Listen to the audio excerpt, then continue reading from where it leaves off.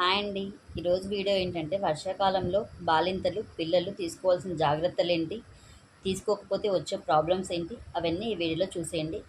Skip చేయకుండా end వరకు చూడండి, అప్పుడే మీకు క్లియర్గా అర్థమవుతుంది. నచ్చితే ఒక లైక్ చేయండి. హాయ్ అండి. అందరూ ఎలా ఉన్నారు? అందరూ బాగున్నారా?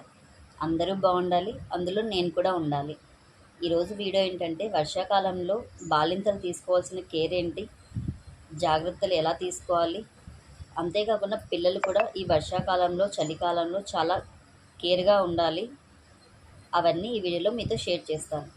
ముఖ్యంగా ఫస్ట్ బాలింతలు డెలివరీ అయిన తర్వాత ఈ వర్షాకాలం అనేది చాలా ప్రాబ్లంగా ఉంటుంది కదా. వర్షాలు ఎక్కువగా ఉంటాయి, చలి పడుతుంటుంది.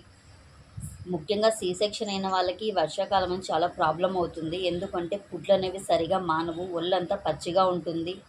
అంతేకాకుండా వాళ్ళకి ఈ వర్షాకాలంలో కుట్లు సరిగా మానక చీమ్ పోసి కుట్లు ఒకసారి ఊడిపోయే ఛాన్సెస్ కూడా ఉంటాయి.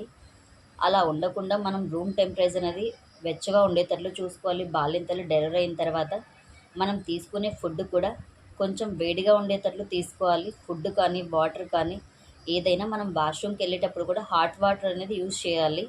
అలా చేయడం వల్ల బాలింతలకి పచ్చిగా ఉన్న ఒళ్ళు కొంచెం ఇబ్బంది కలగకుండా ఉంటుంది. అంతేకాకుండా వర్షాకాలంలో బాలింతలు తీసుకోవాల్సిన జాగ్రత్తలు: స్వెటర్ అనేది కంపల్సరీ యూజ్ చేయాలి. మఫ్లర్ కంపల్సరీ ఉండాలి.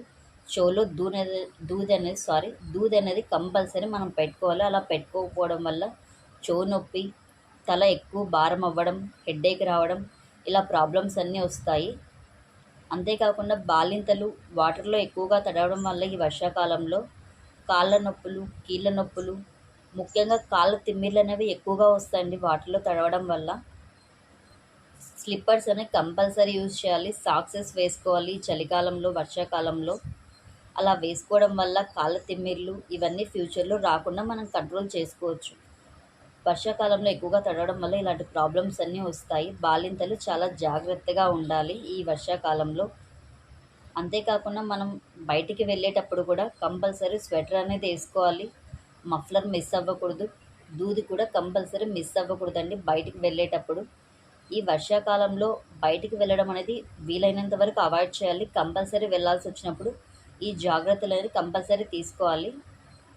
ఇకపోతే పిల్లలు వర్షాకాలంలో చాలా న్యూబార్న్ బేబీస్ ఉంటారు కదా, వాళ్ళు రూమ్ టెంపరేచర్ వెచ్చగా ఉన్న ప్రదేశాల్లో పడుకోబెట్టడానికి ట్రై చేయాలి.